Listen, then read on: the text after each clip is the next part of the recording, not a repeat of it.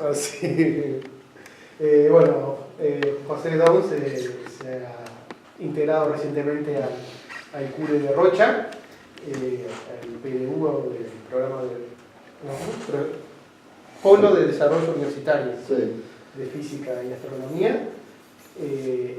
Anteriormente se graduó en Venezuela y había estado trabajando hasta el año pasado en el Centro de Investigaciones de Astronomía de Mérida. Exacto. Nos va a contar un poco sobre su actividad de investigación que había iniciado allá y continúa acá. Bien, gracias por su asistencia. Me voy a tomar la libertad de comenzar con una disculpa porque me demoré unos meses en venir a visitarlos. Ya los había visitado en viajes previos a Uruguay. Han sido siempre muy amables recibiéndome y ahora que me radiqué demoré un poco en venir a visitarlos y a contarles algo de mi trabajo. Esperemos que esta sea la primera de varias oportunidades en las que podamos compartir algo del trabajo que estamos realizando. Lo que les voy a contar hoy es uno de los proyectos en los que estoy involucrado actualmente, que es sobre la medida de la función de masa en un cúmulo llamado 25 Orionis ubicado en Orión, y particularmente de todo lo que conlleva el estudio de la función inicial de masa en un cúmulo, pues lo que quería mencionar hoy son las incertidumbres que uno encuentra cuando quiere hacer una estimación observacional de la función inicial de masa en una población estelar joven, es decir, en un cúmulo joven. Estamos hablando de cosas del orden de 10 millones de años. Este es el resumen que les llegó en el llamado a la charla. Y esencialmente la serie de ideas que quiero desarrollar en esta charla es primero hablar de lo que es la función inicial de masa, así como la definimos en astronomía, hacer algunos comentarios de la física que creemos que está detrás de la función inicial de masa y cuál es la relevancia que le damos en astronomía a la función inicial de masa. Hablaremos de nuestro trabajo midiendo esta cantidad en el caso de 25 Orionis. Veremos cómo se hace la estimación observacional de la función inicial de masa en los cúmulos estelares jóvenes. Particularmente nos centraremos en ver cuáles son las incertidumbres que se encuentran en el cálculo de la función de luminosidad y en la relación masa-luminosidad. Luego veremos que uno de los primeros problemas que uno tiene que atacar es la posibilidad de uno estar dejando de contar estrellas en la población que uno está estudiando. Y veremos cómo atacamos ese problema desarrollando un simulador de diagramas color-magnitud. Luego vamos a atacar otro problema que es el de estar contando estrellas de más, es decir, cuando las muestras de los cúmulos estelares están contaminadas por estrellas que pertenecen a otras poblaciones y cómo se hace para corregir eso. Y lo que les voy a presentar hoy es el resultado al que hemos llegado en los últimos días de una función de masa que cubre todo el rango de masas estelares, desde 10 masas de Júpiter hasta 10 masas solares. Y finalmente pues haremos un breve resumen de las conclusiones y las cosas que hemos aprendido hasta el momento en este trabajo, que aclaro que está en desarrollo. Esencialmente es una charla quizá un poco informal, donde quiero contarles qué es lo que estoy haciendo en este momento, ¿no? Bien, entonces hablemos de la función de masa, la física y las parametrizaciones y la relevancia. Y voy a comenzar con un recordatorio de unas definiciones que en la literatura suelen ser bastante confusas, que son las definiciones de nube, clump y core. Y por supuesto la definición de estrella, ¿no? Con nube nos referimos a las nubes que conocemos del medio interestelar, las nubes moleculares. Estrellas, pues asumimos que sabemos lo que son las estrellas. Ahora, las nubes se fragmentan de alguna manera para colapsar gravitatoriamente en regiones y formar estrellas. Ahora, ese proceso de colapso es jerárquico. Entonces, dentro de una nube lo que encuentro son regiones que llamo clumps, que son zonas de mayor densidad dentro de la nube. Y dentro de los clumps lo que llamo cores, que son a su vez picos de densidad dentro de los cores, de los clumps. De un core se forma una estrella o un sistema binario, y de un clon es de donde se forma esencialmente un cúmulo estelar. Esas definiciones son a veces muy ambiguas en la literatura, pero entonces tenemos que tener clara la idea de la nube molecular y una estructura jerárquica que va de regiones de densidad creciente. Clones formarán cúmulos, cores formarán estrellas o sistemas binarios. En español, ¿qué términos utilizas? No los voy a usar. No, ya sé, no te digo más bien por cuestiones de estados de divulgación. No te lo estoy respondiendo a modo de broma, te lo estoy diciendo en realidad que no he encontrado, solamente la literatura en inglés ya es bastante ambiguo el uso de ambos términos. Si uno suma una traducción al español, realmente no me la planteé porque lo volvería más confuso, porque no es un cúmulo porque la palabra cúmulo la usamos para otra cosa, no es núcleo tampoco porque la usamos en otro contexto en astrofísica estelar. Nosotros tenemos pobreza, el español es muy pobre en términos técnicos. Core, la gente lo traduce por núcleo, sí, pero al final terminas usando núcleo para un montón de cosas, sí, desde el núcleo de un átomo, un núcleo de una estrella, un núcleo de esto. Y en el contexto de formación estelar usar la palabra núcleo. Yo he usado una cosa que tampoco es satisfactoria, pero que es un carozo de algo. Yo he usado carozo. Sí. Sí. ¿Y clan no se ha usado grumo? Clan grumo también. Sí, es que uno tiene que empezar, uno tendría que trabajar en una jerga en su propio idioma, ¿no? Ajá. Deberíamos, a medida que empieza sería una tarea para investigando los temas, que puede con propiedad sí, acuñar términos. Sí, lo que pasa es que en el caso particular de esta terminología, ya solamente en inglés, que es el idioma, digamos, en el que leemos, la confusión es muy grande. Uno ve en la literatura gente que se refiere con nombres distintos a la misma cosa. Y lo que quiero dejar aquí es, digamos, esa terminología en inglés, al menos, a qué está haciendo referencia en realidad, ¿no? Bien. Entonces, ¿qué es la función inicial de masa? Esencialmente es una distribución de probabilidad de las masas estelares al momento de formarse una población. O sea, un cúmulo se forma y luego un histograma de las masas de las estrellas que se formaron. Ese histograma, esa distribución de probabilidad, es lo que llamamos la función inicial de masa. Esencialmente se acostumbra a escribir en una escala logarítmica, y de esto lo clave es recordar que estamos hablando de las masas al momento de la formación. Es decir, yo puedo tener una función de masa en cualquier población a lo largo de su vida, pero la función inicial de masa es en el momento en que esta población se formó. Aquí lo que ven ustedes es una realización de una función inicial de masa que sigue una distribución log normal, que como veremos es una de las parametrizaciones que más se utiliza, ¿no? Entonces, sobre cuál es la física que subyace a la formación de la función inicial de masa, hay esencialmente dos corrientes en la actualidad, una que es determinista y otra que es estocástica. La determinista lo que dice es que las masas estelares son esencialmente heredadas de la distribución de masa de los cores de los cuales se formaron esas estrellas. Y eso está apoyado con medidas de radio, en donde se ha podido establecer en muy contados casos la función de masa de cores. Y se ha visto que la forma de esa función de masa es similar a la función inicial de masa que se ha medido en estrellas en los casos en los que se ha medido. Esto realmente es un apoyo observacional importante a esa idea. Ahora, ¿por qué es determinista? Porque dice que bajo esta perspectiva, bajo este paradigma, la masa de una estrella es acretada de un reservorio limitado de gas que es el core del que ella se está formando. La otra perspectiva es estocástica, en donde se propone que la función inicial de masa es el resultado de un proceso dinámico, en donde uno tiene una región de formación estelar, uno tiene clones y cores que están interactuando gravitatoriamente, y esencialmente lo que se produce es una competencia por la acreción del gas. Es decir, la masa final de la estrella va a estar definida por la masa que pudo acretar del entorno después del producto de las interacciones gravitatorias.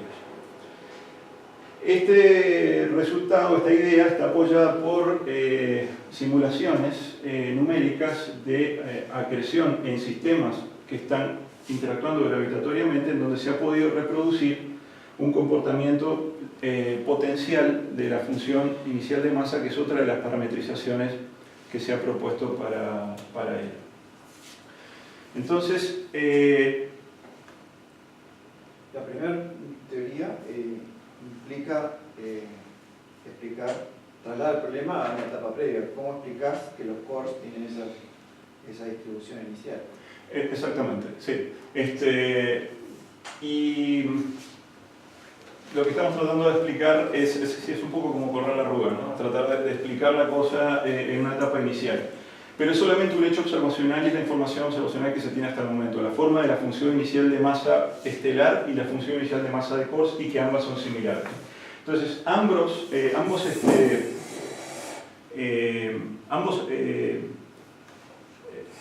métodos suponen varios métodos. Aquí hay un video que no se está viendo, pero que es importante.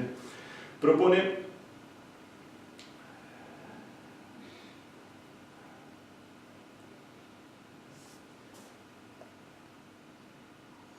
ambas perspectivas suponen la interacción de varios procesos físicos, entre los que está, por supuesto, la interacción gravitatoria, el feedback radiativo, los campos magnéticos, y la forma de, del punto de vista teórico, abordar estos dos escenarios es, por supuesto, a través de simulaciones magnetohidrodinámicas que son muy complicadas. Una de las más y computacionalmente demandantes. Una de las más famosas son las realizadas por Matthew Bate de la Universidad de Exeter.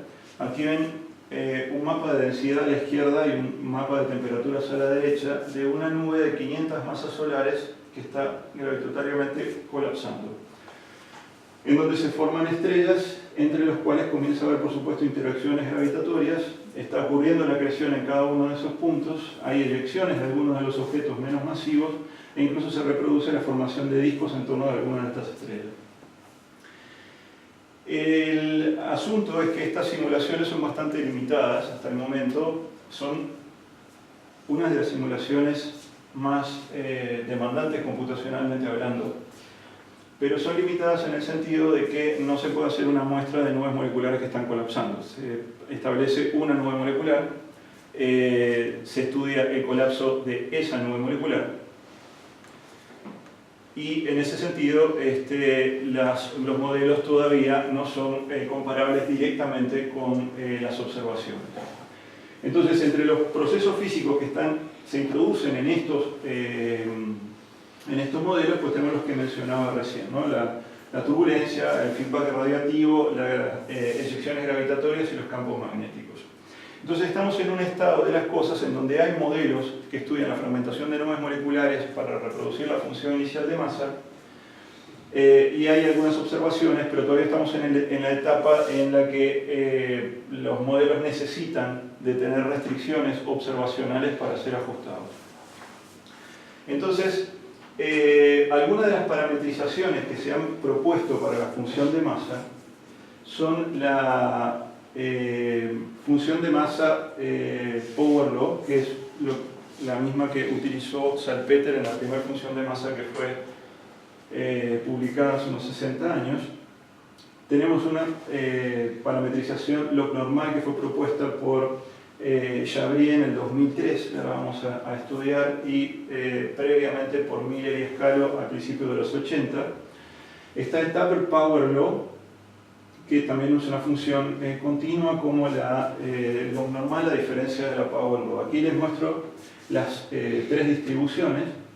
En realidad hay cuatro. Las rojas son las parametrizaciones Power Law de Krupa, la amarilla la de Salpeter, la verde es la log normal de Chabrier y la gris el Tapper Power Law.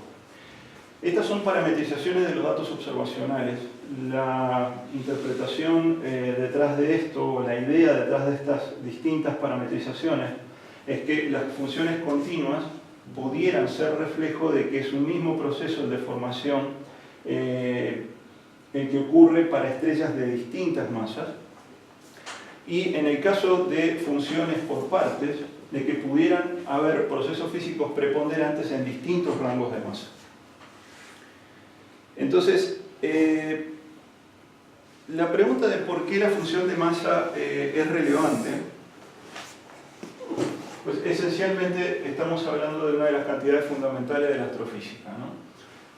Sabemos que las estrellas pues, son elementos fundamentales de nuestra descripción de la naturaleza, que su evolución está gobernada por la masa estelar, y el número de estrellas y las masas de cada una de ellas al comienzo o al nacimiento de una población, pues marca la evolución de la población a lo largo del tiempo. Entonces, en ese sentido, la función inicial de masa es no solamente un producto natural del proceso de formación estelar, sino también una entrada fundamental de métodos astrofísicos fundamentales como la síntesis de poblaciones estelares. Entonces, algunas preguntas que uno se formula es, por ejemplo, ¿cuál es la probabilidad de formar estrellas de cierta masa en un evento típico de formación estelar? ¿Cuáles son los procesos físicos que regulan esa probabilidad? Y si esa probabilidad depende, y si lo hace, ¿cómo?, de las propiedades de la región. Y otra pregunta que uno se puede hacer es si esa probabilidad ha cambiado en el tiempo, en el universo. Y todas estas ideas se resumen a lo que se conoce como la universalidad de la función de masa, que es la pregunta de si la función de masa es o no universal. Es decir, si ha sido la misma a lo largo del tiempo o no, y si depende críticamente o no de las condiciones ambientales. Bueno, entonces, nuestro trabajo se centra en el estudio de 25 Orionis, que es un cúmulo que se descubrió en el Centro de Investigación en Astronomía, donde me formé y trabajé varios años. Este cúmulo se descubrió en el año 2005, en un artículo liderado por César Briceño, que fue mi tutor de doctorado. Y esencialmente estamos en un grupo de trabajo que involucra a Genaro Suárez y a Carlos Román, las dos personas que ven en la fotografía. Genaro es estudiante de doctorado en el Instituto de Astronomía de la Universidad Nacional Autónoma de México. Carlos es su tutor de doctorado y yo soy su cotutor. Nos planteamos, a la luz de que son muy pocas las funciones de masa que han podido ser obtenidas a partir de las observaciones, funciones de masa, digamos, bien medidas con bajas incertidumbres, sobre todo en los regímenes de muy baja masa, nos planteamos el proyecto de buscar una población que fuera asequible a las observaciones y obtener una función inicial de masa completa desde las masas planetarias hasta las estrellas de masa alta masa. Hacerlo a través de datos fotométricos y dar un paso que hasta el momento no se ha hecho, y es hacer la confirmación espectroscópica de todas y cada una de las estrellas para estar absolutamente seguros de que realmente esos objetos son miembros del cúmulo al que decimos que pertenecen. No porque eso haya que hacerlo en todas las poblaciones, sino justamente por la idea de decir, tengo una población donde obtengo una función inicial de masa a partir de la fotometría, que es observacionalmente más económica, y a partir de la espectroscopía, que es observacionalmente mucho más costosa. Y ver realmente cómo, teniendo esa información completa, se pueden desarrollar métodos fotométricos para obtener la función de masa en varias poblaciones. En ese sentido hemos hecho varias contribuciones al estudio de esta función de masa. En el 2014 hicimos una primera estimación de la función de masa, no en el rango completo de masa, solamente desde las 50 masas de Júpiter hasta la masa solar. Descubrimos las enanas marrones menos masivas allá por el 2015, objetos de hasta 10 veces la masa de Júpiter, y fuimos publicando nuevos descubrimientos de miembros del cúmulo posteriormente, y estamos a punto de publicar la función inicial de masa fotométrica completa. ¿En dónde se ubica este cúmulo? En este círculo que ven aquí. Es una agrupación que cubre aproximadamente unos 4 grados cuadrados en el cielo. Es parte de lo que se llama la región de formación estelar de Orión, que a su vez está dividida en varias subregiones. Esta es la zona de las Tres Marías, o Orión OB1b, aproximadamente una edad del orden de los 3 millones de años. En esta zona se encuentra el cúmulo de Sigma Orionis del orden de los 2 millones de años de edad. Y aquí está la nebulosa de Orión, cuya edad, digamos, a pesar de ciertas controversias, está más o menos por el orden del 1.000.000 de años. Esta es la zona de las nubes moleculares de Orión. Y entonces lo que uno tiene en Orión esencialmente es un gradiente de edades, desde zonas muy embebidas en nubes moleculares, poblaciones de menos de 1.000.000 de años, hasta las poblaciones más viejas en esta zona, que tienen del orden de 10 millones de años. La razón por la que escogimos esa población, no hay una razón, son muchas razones. Es, primero, que está sujeta a un bajo nivel de extinción. Estamos hablando de extinciones que no superan una magnitud en el visual.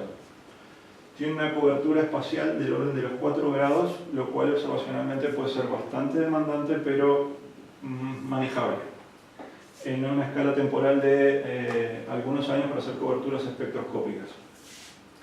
Y la distancia a esa población es esencialmente del orden de los 360 parsecs.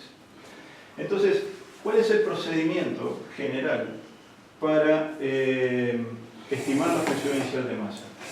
En pocas palabras, lo que se hace es hacer observaciones de una agrupación estelar, contar todas las estrellas, procurando no olvidar ninguna, procurando no sumar por accidente estrellas que no pertenezcan a esa población, medir el brillo de cada una de esas estrellas, calcular el brillo intrínseco de cada una, y luego aplicar una relación entre ese brillo y la masa para obtener la masa y luego ajustarla a la parametrización que más te guste. Eso suena muy simple, pero simple no es fácil, ¿no?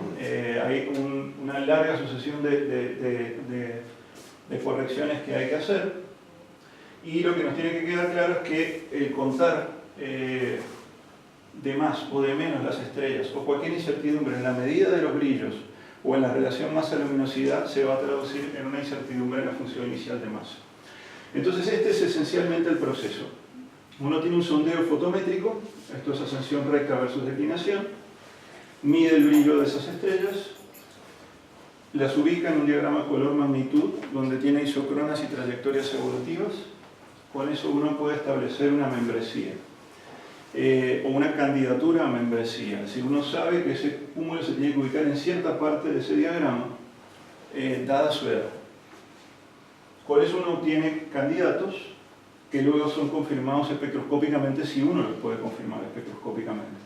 Una vez que uno tiene la medida de los brillos de esos objetos, que obviamente uno ya los seleccionó y tiene su brillo porque los puso en este diagrama, uno construye lo que se llama la función de luminosidad, que es la distribución de esos brillos. Aplica una relación masa-luminosidad, que es una curva como esta que ven aquí, y de ahí se obtiene la función inicial de masa. Y la línea azul sería donde debería estar este cúmulo. La línea azul marca una isocrona que en este caso es de 10 millones de años y es que aproximadamente coincide con la edad de esta población, exactamente. ¿Sí? Y la línea roja que ves acá es el límite subestelar. De la roja para la izquierda son estrellas y de la roja a la derecha son enanos marrones. Entonces, el diagnóstico de la membresía de estos objetos se hace a partir de la línea que marca la edad, que es la isocrona del cúmulo. Alrededor de esa isocrona, que está marcada aquí como una línea azul, se define un área de membresía que es donde, asumiendo las distintas incertidumbres que estén presentes en el problema, se tienen que distribuir las estrellas que pertenecen a ese grupo. Ahora, en la dirección del cúmulo hay por supuesto estrellas delante del cúmulo y estrellas detrás. Y como yo no sé a qué distancia están, se van a mezclar. El asunto es ver cómo hacemos para corregir ese efecto. Muy bien. Entonces, la forma más simple, entre comillas, o la forma más potente sería hacer un espectro de cada una de esas estrellas y entonces, analizando índices espectrales, concluir si es una estrella joven o no.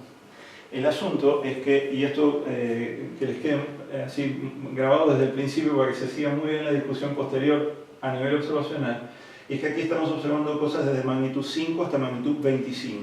O sea, tenemos 20 magnitudes de rango de observaciones. Entonces eso significa que necesitas telescopios de muchos tipos para poder cubrir eso y, digamos, las necesidades observacionales son muy grandes. E incluso hay casos en lo de las estrellas tipo G o incluso más tempranas en donde las líneas clásicas espectrales para establecer las membresías no funcionan. Porque hay unos problemas de resonancias en las atmósferas y uno necesita información cinemática para poder concluir las membresías. Ahora, por supuesto, en el cálculo de ese brillo pues hay incertidumbres, porque yo lo que quiero es el brillo absoluto, yo necesito saber cuánto brilla realmente la estrella para saber cuál es su masa. Entonces tengo problemas por las incertidumbres en la medida del flujo, el error en la magnitud, la incertidumbre en la distancia, hay una extinción del medio interestelar que podrá ser pequeña pero que hay que tenerla en cuenta, y además son estrellas jóvenes que son intrínsecamente variables y que pueden tener discos que generen excesos infrarrojos. ¿La incertidumbre de la distancia, considerás la distancia a la estrella o...?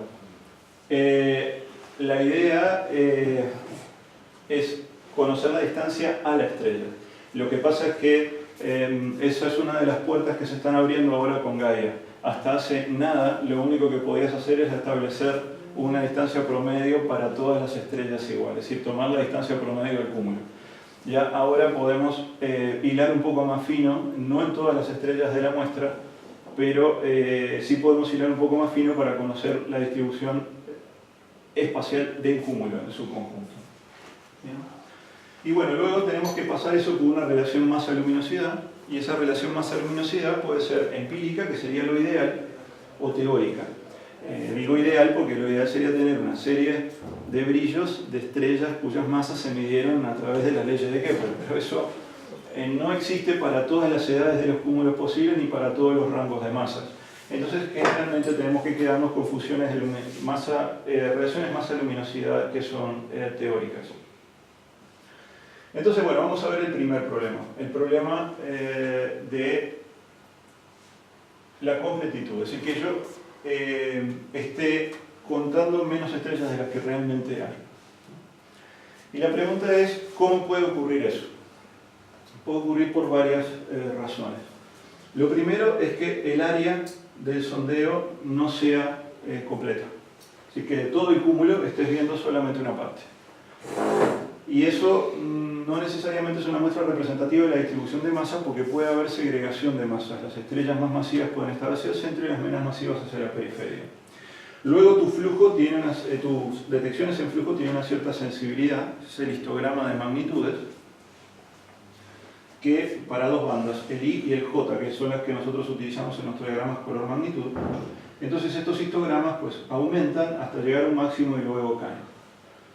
Los objetos que brillan menos de ese pico se encuentran en lo que llamamos la completitud, y es decir que estamos seguros de observar todos los objetos, de haber detectado todos los objetos hacia ese pico. Pero en un diagrama color magnitud uno tiene dos bandas, al menos. En este caso tenemos dos, I y J. Y cuando uno combina las sensibilidades de ambas bandas en estos diagramas, se generan unos polígonos de completitud, en donde uno dice, bueno, tengo observaciones en varias partes de ese diagrama, pero son completas solamente dentro de esta región. La pregunta es, ¿toda mi muestra está dentro de esa región? Sí o no. Evidentemente tenemos que hacer observaciones lo suficientemente profundas para que este polígono se ensanche y todos nuestros objetos de interés caigan dentro de él. Y aparte, por supuesto, tenemos el efecto muy bien conocido por todos, que es el de la extinción, que un objeto que es azul y brillante, pues por efecto de la extinción interestelar se vuelve más rojo y tenue. Eso, sumado con la incertidumbre en la distancia, que hace que el objeto aparezca más o menos brillante de lo que realmente es, simplemente porque le estoy asumiendo una distancia incorrecta, puede generar que un objeto entre o salga del locus en donde yo estoy seleccionando los posibles miembros.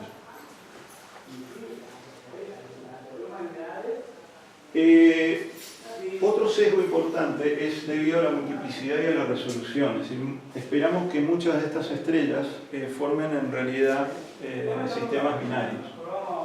Entonces la resolución de nuestras observaciones puede no ser suficiente para separar los miembros de esos sistemas.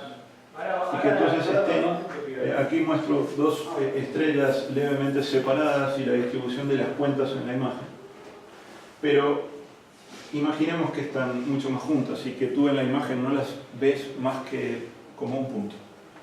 En un diagrama de color magnitud, esas dos estrellas, que deberían estar una en esta posición por ser débil y roja y otra en esta por ser brillante y azul, juntas se van a desplazar a donde está el asterisco. Y entonces yo le voy a asignar una masa que es incorrecta. Pero eso se traduce en que si yo tengo una función de masa de estrellas individuales en un cúmulo, que sería la curva azul,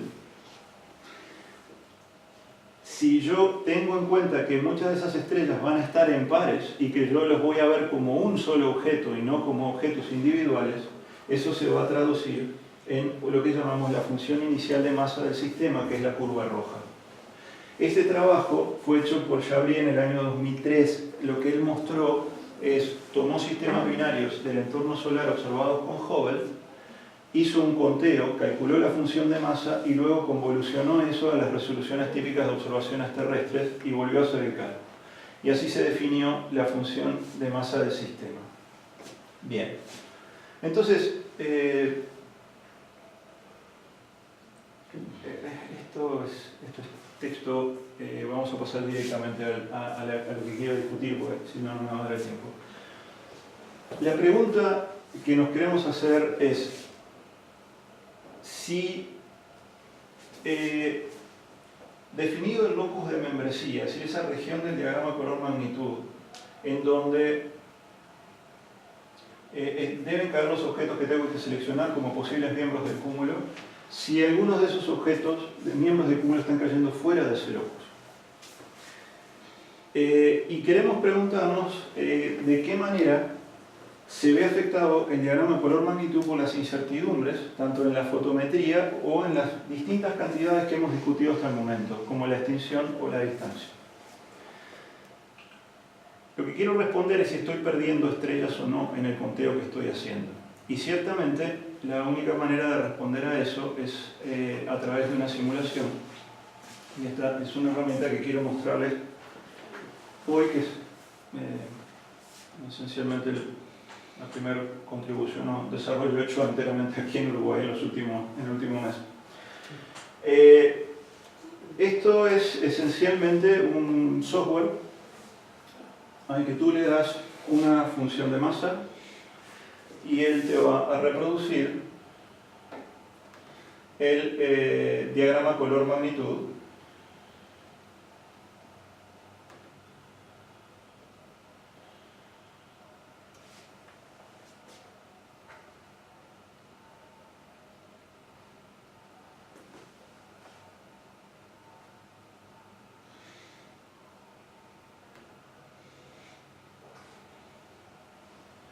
observado. Entonces, rápidamente voy a hacer una descripción de lo que estamos haciendo. O sea, partimos de una función de masa y llegamos a un diagrama color magnitud. ¿Tá? Obviamente eso no es lo que hacemos en la práctica lo hacemos al revés. Pero justamente lo que hicimos fue construir el problema al revés para ver si cuál era la probabilidad de que una vez definido el locus de selección, que aquí está señalado por las líneas a trazos, cuál era la probabilidad de perder objetos en una función de masa típica. Muy bien, entonces lo que se hace es una generación de masas a partir de una distribución de probabilidad que en este caso es una log normal. Los puntos, la línea azul es la log normal de la que partimos y los puntos es el resultado de la muestra aleatoria que obtuvimos de allí. A eso le aplicamos una relación masa-luminosidad. Muestro aquí la magnitud versus la masa para dos bandas que son la I y la J. Estas líneas que observan aquí, que son las mismas que veían en el gráfico anterior, muestran el límite inferior de los modelos que tenemos para atmósferas, que están en 10 masas de Júpiter. Este es el límite subestelar, esta es la masa del Sol, y este es el límite superior de los modelos que tenemos.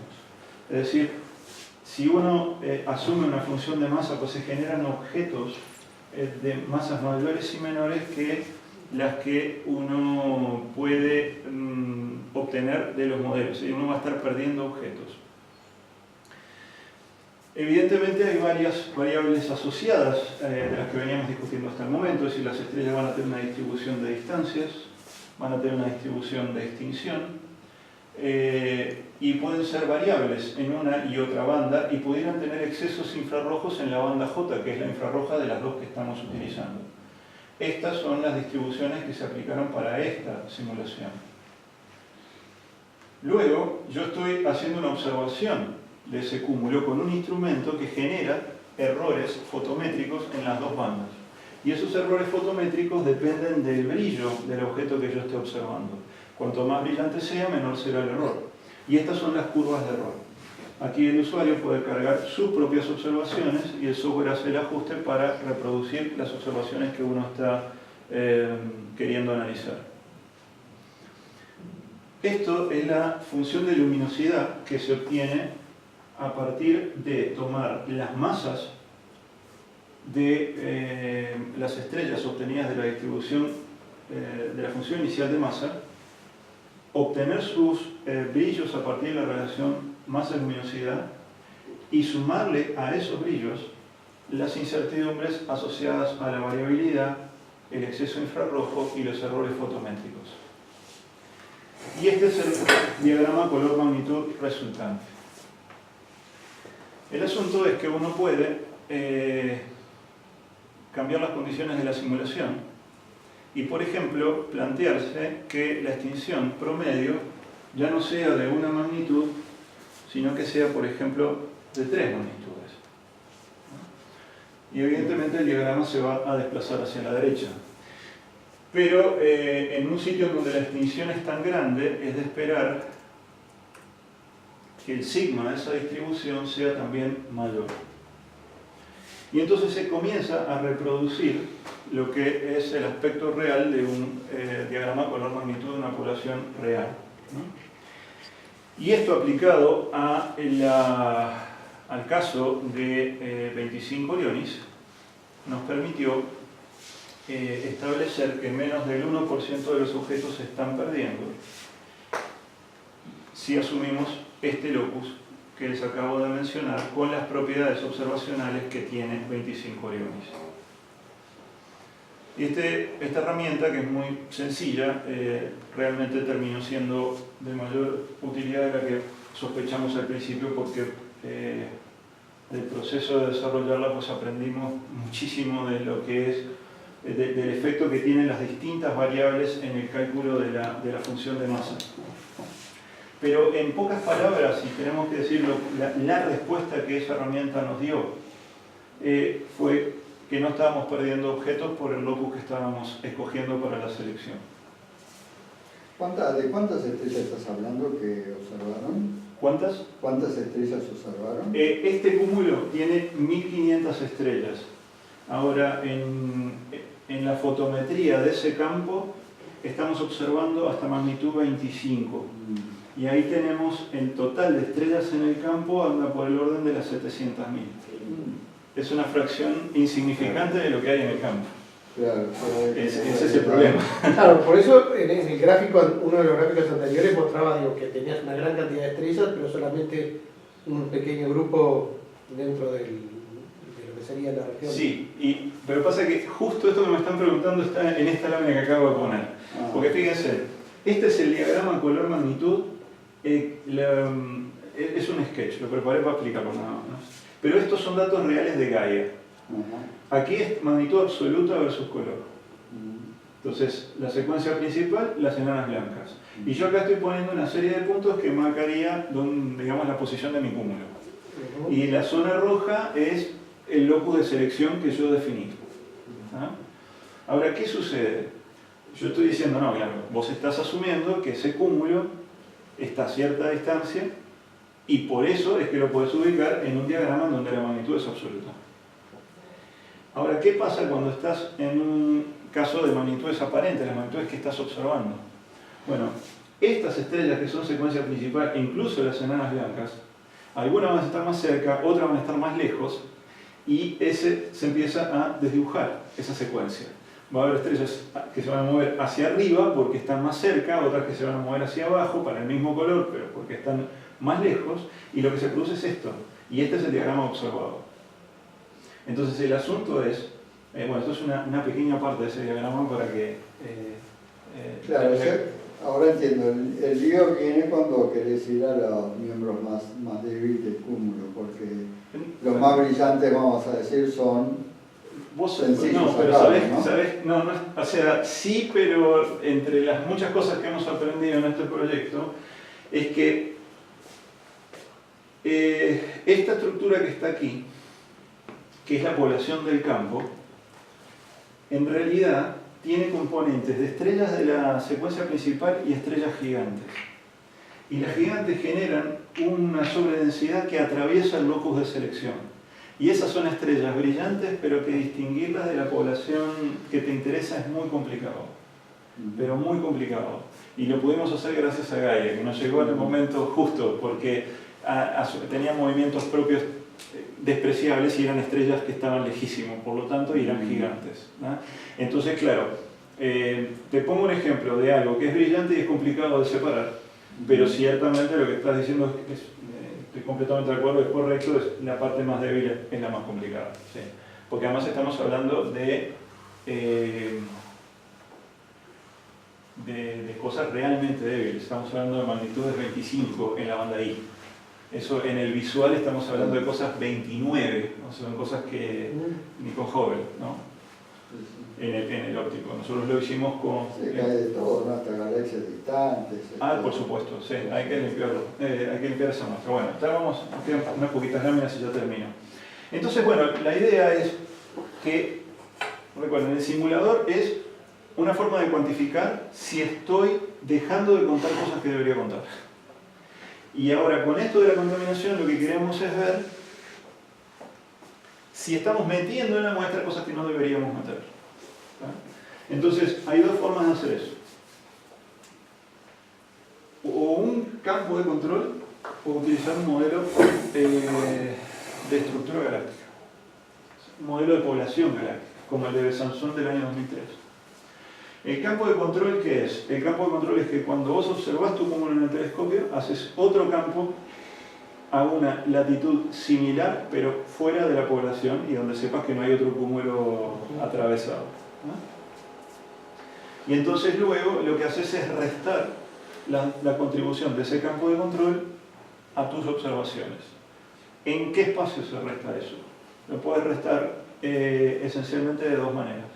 O en el diagrama color-magnitud, restas un diagrama respecto del otro, lo cual sería un diagrama Vignán, por supuesto, no de puntos. O lo que haces es jugar a equivocarte y decir, voy a hacer el diagrama color-magnitud del campo de control, voy a hacer la selección de esos objetos que caen en el locus como si fueran miembros del cúmulo, les calculo la masa como si fueran miembros del cúmulo y obtengo una función de masa que es la representación de la contaminación de la función de masa en el cúmulo que quiero observar. Otra forma es hacerlo directamente con los modelos de Besançon. Lo que pasa es que no reproducen o no tenemos herramientas para estar seguros de que también funcionan esos modelos para los objetos más débiles. Esa es otra de las fuentes de error en casos de objetos ya prácticamente en las masas planetarias. Muy bien. Este es un diagrama típico con algunas de las propiedades del cúmulo, extinciones bajas. Hemos tenido que hacer observaciones fotométricas que ya están al 99% completas. Para eso tuvimos que utilizar datos públicos para las estrellas más brillantes. El SIDA Deep Survey of Orion, que es un trabajo que hicimos en los últimos años con el telescopio Schmidt del SIDA, del Centro de Investigación de Astronomía en Venezuela. Y observaciones con DECAM en el telescopio blanco en Tololo. y tenemos un 75% de la cobertura espectral completa de la muestra de 1500 sujetos. Para esto hemos tenido que utilizar una batería de instrumentos maravillosos, voy a hablar de ellos ahora, pero el 75% está completo.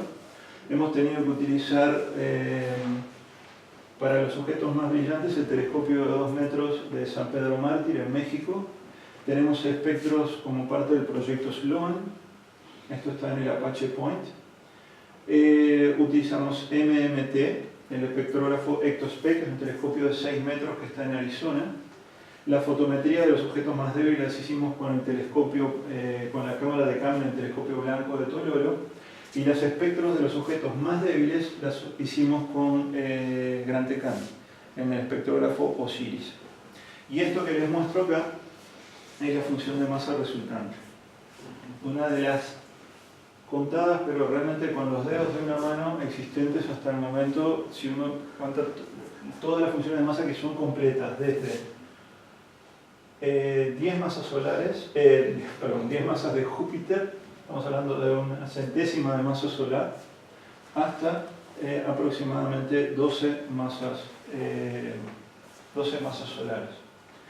Este es el resultado al que hemos llegado en los últimos días. Estamos en el proceso de interpretar estos datos, pero es realmente sorprendente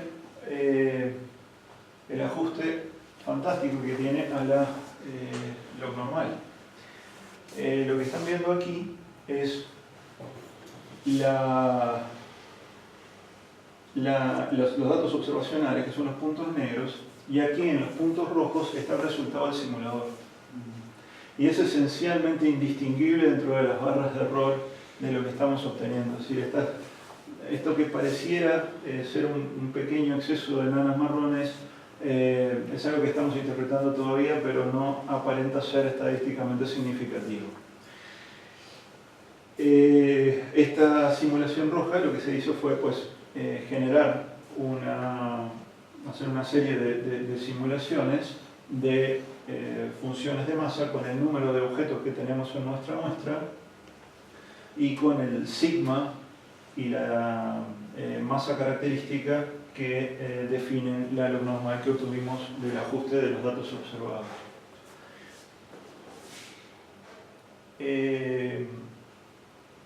Bien, ¿qué cosas vemos aquí? Esencialmente un comportamiento log normal a masas mayores de una masa solar, una ley de potencias en las masas mayores que la solar, que es lo que sabemos desde la época de Salpeter. Y estos errores, esto que pareciera ser un exceso de nanas marrones, pero que realmente no es tal. O al menos estadísticamente no soporta un análisis a más de 3 sigma. Lo que estamos viendo acá es la primera función inicial de masa obtenida en el rango completo de masas para una población de 10 millones de años. Y esa edad es muy importante porque en esa edad se mezclan dos factores fundamentales.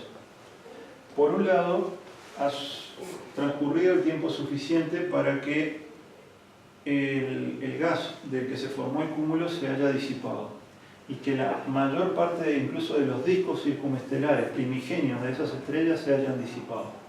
Entonces las estrellas están desnudas, las podemos detectar sin excesos y sin problemas de extinción o minimizando ambos efectos. Pero por otro lado, el tiempo que ha transcurrido no ha sido lo suficientemente largo para que ese cúmulo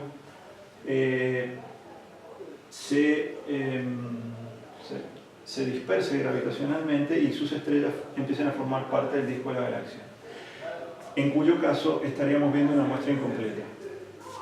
Se sabe que ya pasados estos años la dispersión de los cúmulos puede llevarte a un efecto de menor conteo en las estrellas pertenecientes al cúmulo. Entonces lo que estamos trabajando actualmente es en la interpretación de esta última función de masa en comparación con las 2 o 3 que se han obtenido en otras regiones que son más jóvenes, ¿qué cosas podemos decir? Cosas como, por ejemplo, que no hemos encontrado aquí un número menor al esperado de enanas marrones, cosa que sí se ha encontrado en otras poblaciones de baja densidad como esta. El caso típico es Tauro. En Tauro existe el problema de que hay un bajo número de enanas marrones que todavía no se ha podido explicar. Se cree que puede tener algo que ver con el hecho de que no hay estrellas masivas en esa región, pero ciertamente aquí... ¿Tauro es más joven o más viejo? Tauro es más joven, tiene 1 millón de años. Sí. Pero ahí el límite es 80 masas de Júpiter. A ver, estos son 10 masas de Júpiter. Sí, pero el límite con enanas marrones es el que marca la otra. Sí, es exactamente 0.072 según los modelos para metalicidad solar. O sea, de aquí para abajo son enanas marrones y por eso digo que del exceso, entre comillas, es para las menos masivas, las de... Casi planeta. Y son planetas, prácticamente. Ya ahí entramos en una discusión, digamos, de que yo lo pondría de otra manera. Creo que muchas de las cosas que se reportan como planetas extrasolares son en realidad enanas marrones, porque lo que se reportan son límites inferiores de masa. Pero estos sí son ejemplos de lo que conocemos como los free floating planets, es decir, son objetos que se formaron no asociados a una estrella y que tienen del orden de 10 masas de Júpiter. A eso iba, digamos. Parte de ¿cómo tratabas el tema de formación en sistemas binarios, digamos? O sea, parte de esto pueden ser sistemas binarios. Claro, a ver, lo que estamos graficando acá es la función inicial de masa del sistema. Es decir, aquí va a haber objetos que forman sistemas binarios y que yo los estoy viendo como uno solo. Pero independientemente de cómo sean esos objetos, sumados van a brillar más que cualquiera de ellos solo, ¿no? Entonces, si vos tomas uno de estos objetos, en estos bines, puede que sea binario, pero eso quiere decir que sus componentes son mucho menos masivas que ese bin en el que se encuentran. Entonces, por eso podemos decir con seguridad que lo que estamos viendo aquí son free floating planets. Y de hecho, hasta 0.01 masas solares hemos confirmado algunos espectroscópicamente. Eso ya será tema de otra charla. Pero tenemos espectros en los que hemos detectado H-alfa en emisión, que es típico de un fenómeno de acreción, como ocurre en las estrellas. Hemos detectado una gravedad superficial intermedia entre las estrellas de campo y las estrellas gigantes, porque recordemos que estos son objetos presecuencia principal, todavía están colapsando para formarse. Entonces tienen una gravedad que es menos intensa que la de una estrella que ya se formó, pero más intensa que la de una gigante del mismo tipo espectral. Y espectroscópicamente los hemos confirmado. ¿Sí? Nosotros, esto que obtuvimos aquí con la fotometría, tiene una 75% de corroboración espectroscópica que esperamos publicar ya el año que viene con toda la lista completa, porque nos aprobaron tiempo para el próximo semestre, en donde esperamos completar las observaciones, ¿no? Otra cosa, el pico estaría en el entorno de 0.3 masas solares, parecería. Aproximadamente 0.3, sí. Eso es consistente con la función de masa que se observa en el campo. Eso sí, prácticamente es invariante, lo observas en todas partes en la misma posición, incluso para estrellas, poblaciones mucho más viejas. Y con respecto a una estrella de masa solar, es muy plano esa parte de arriba. ¿Vos decís esta parte? Claro, sí, o sea, digo, lo que se ve, no sé, o sea, si tenés 100 estrellas en el pico, parecería que tenés, no sé, 80, 70, 80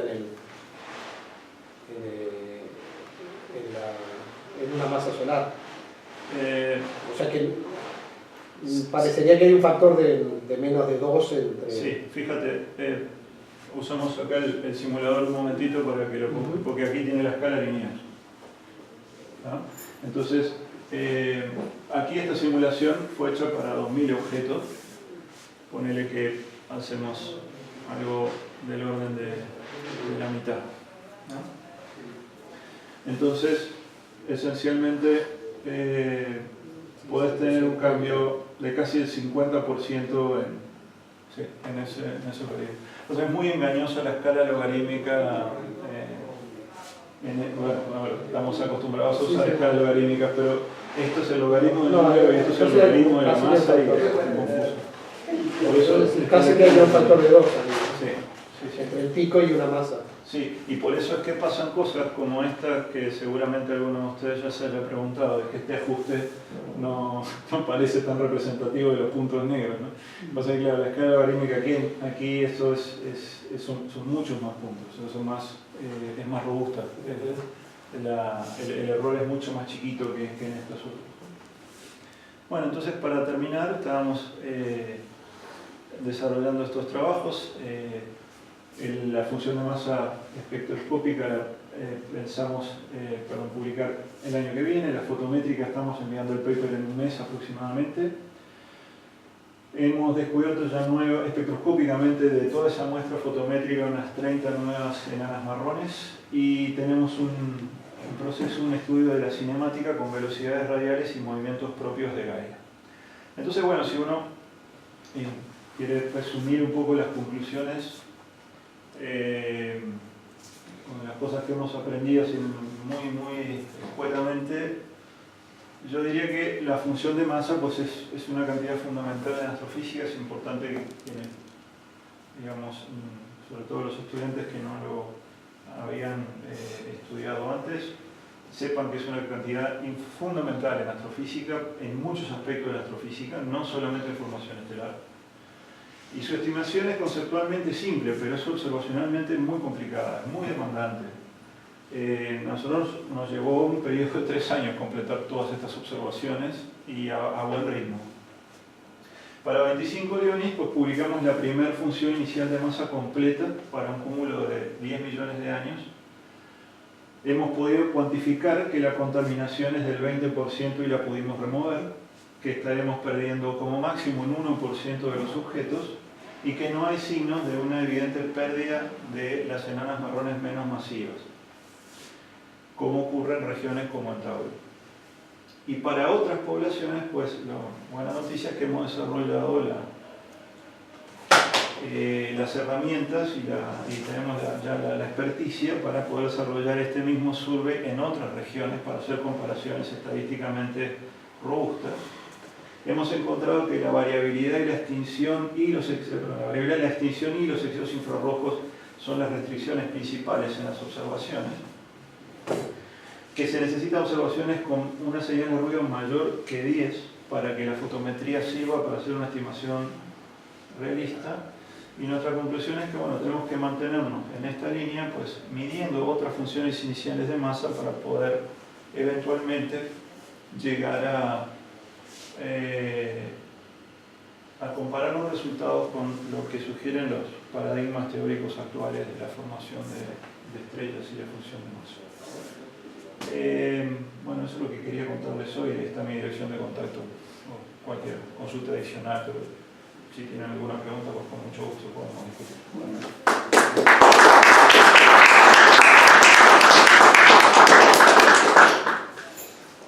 Sí, la pregunta, digamos, ahora con los datos de Gaia vas a tener, digamos, mucho más elementos para saber si las estrellas pertenecen o no al cúmulo. Lo que Gaia te está dando las paralajes.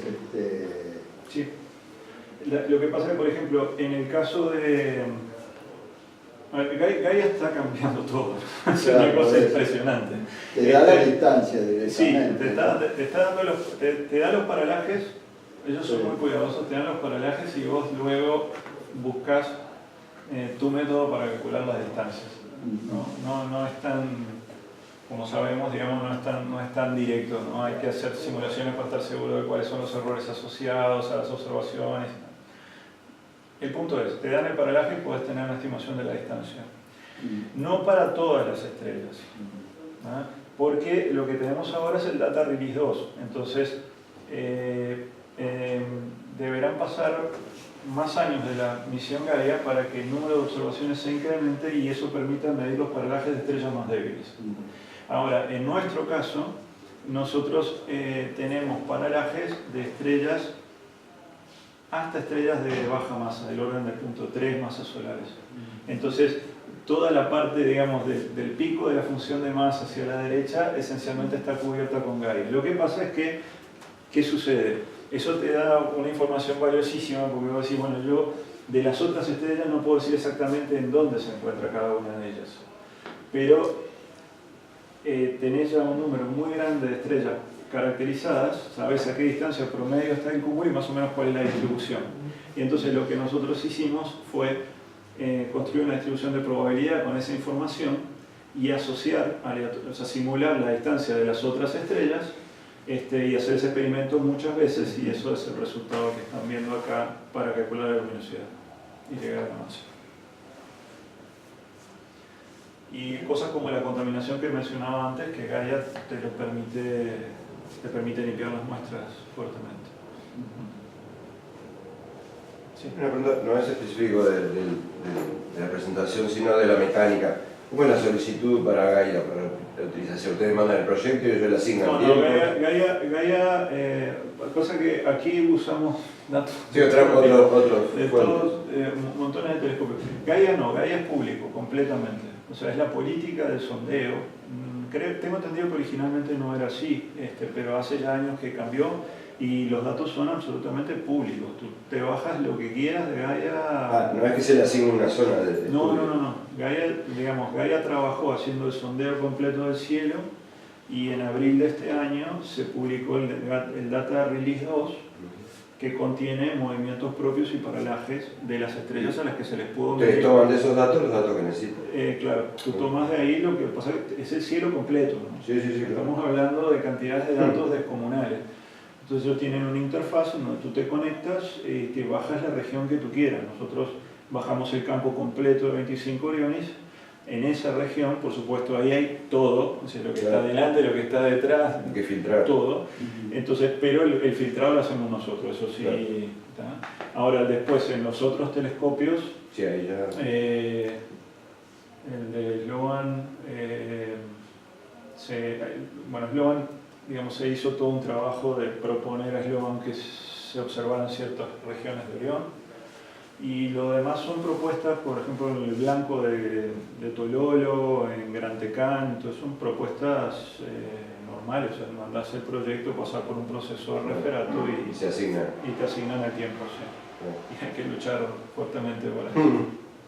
Sí. ¿Han tenido siempre éxito en conseguir los tiempos? Sí, la verdad que sí. Porque es muy competido. Y hubo algún semestre en donde quizá nos bajaron un poquito de prioridad, para ser honestos, pero en promedio nos ha ido muy bien, nos hemos quedado muy bien rankeados y nos han hecho las observaciones y con muy buena calidad. Sí, las de vamos como comentario, capaz que para algunos es curioso, en el telescopio blanco lo que pedimos fue media hora de tiempo. Sabía que se iba a reír. Y hubo que, o sea, y es feroz la competencia, ¿no? Pasa que es un instrumento maravilloso, la cámara de CAM, centenares de detectores, cubría completamente el cúmulo con una sola puntada y podíamos llegar hasta magnitud 25. Entonces, claro, necesitábamos hacer varias exposiciones para luego sumarlas y el tiempo era media hora y eso fue lo que pedimos y nos lo probaron. Pero uno compite por esos tiempos y luego, por ejemplo, el otro muy demandante es el Gran Tecán, por supuesto, ¿no?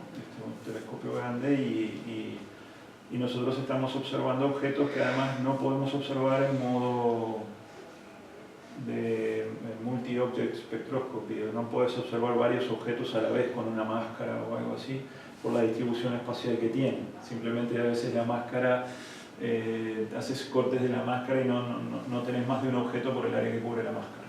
Eso puede ocurrir. Y entonces, pues bueno, hay cosas técnicas allí, hay que justificar bien el uso del instrumento. Y lo que hicimos en ese caso en particular fue darnos cuenta que con rotar las rendijas del espectrógrafo podíamos observar dos objetos en una sola observación. Entonces elevábamos al doble la eficiencia de las observaciones y eso se pudo hacer en una buena parte de la muestra. Terminamos elevando la eficiencia como un 40% en total, y eso fue algo que vieron muy bien y nos aprobaron el tiempo. Y seguimos pidiendo tiempo, tenemos más tiempo para Gran Tecán en el próximo semestre, nos acaban de confirmar hace unos días. Y Gaia, digamos, todos los métodos que hemos implementado aquí, algunos los hemos desarrollado nosotros, algunas son ideas que están en el ambiente y que nosotros simplemente las llevamos a sus últimas consecuencias en la precisión y demás. Con Gaia vamos a poder hacer esto en otros cúmulos, que es la idea, ¿no? Para ver si podemos empezar ya a hacer comparaciones entre funciones de masa de distintas poblaciones, pero obtenidas con un método sistemático e igual para todos, porque ciertamente hay muchas poblaciones a las que se dan medio funciones de masa, pero con métodos distintos que llevan a incertidumbres y las comparaciones son un poco complicadas o poco creíbles. Y con Gaia van a tener algunos colores también, o sea ese diagrama color lo puedes hacer. ¿De qué decimos? ¿De los espectros? No de los espectros, pero esa caracterización, digamos, de la ubicación del locus de los puntos, lo puedes hacer con Gaia porque tenés más de un color. Ah, claro, sí, cambias de color, exactamente. Lo que pasa es que tenemos una ventaja de que, o sea, lo haces con otras bandas distintas, ¿no? Que pueden traer complicaciones adicionales, cuidado. Pero Gaia tiene sus temas, entonces podés hacer esas detecciones, ¿no? No a la distancia de Orión, hay que buscar cúmulos que estén más cerca. No, en Orión Gaia no llega a cosas tan poco masivas. De hecho, Gaia tiene apenitas las enanas marrones más masivas en Orión. Para que tengan más o menos una idea hasta dónde llega Gaia a esa distancia y a esa edad, porque además son estrellas que pueden tener 0.1 masas solares, pero que están en un momento de mucha brillantez, porque son muy jóvenes.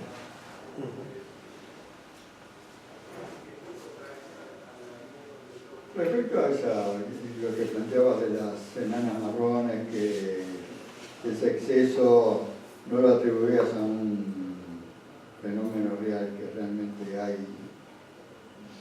decía que podía ser incertidumbres estadísticas. Sí. Parecía bastante convincente que hay un exceso, ¿no? O sea, las incertidumbres existen, pero uno ve como que hay... Yo en el último punto más o menos estimaba que es un orden de magnitud mayor lo que ustedes hallaron. Sí, ese trabajo, digamos, la verdad que lo que nos sorprendió fue que no encontramos menos. O sea, que no hay... En el trabajo anterior, en el 2014, habíamos encontrado una tendencia que, o sea, en los datos hasta 0.05 masas, 0.05 masas solares, una tendencia como de caída de los números de las enanas marrones. Y era un problema incompletito. Ahora nos damos cuenta que no. Es probable que ese exceso exista, lo que pasa es que todavía estamos en el proceso de cuantificarlo realmente y simularlo para ver qué tan significativo es. Pero está por el orden de las barras de error. Tenemos que simularlo para cuantificarlo, estamos en ese proceso todavía.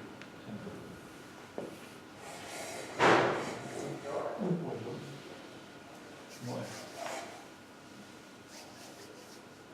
¿Preguntas? ¿Seguro? Bueno, si quieren podemos hablar después, no hay ningún problema.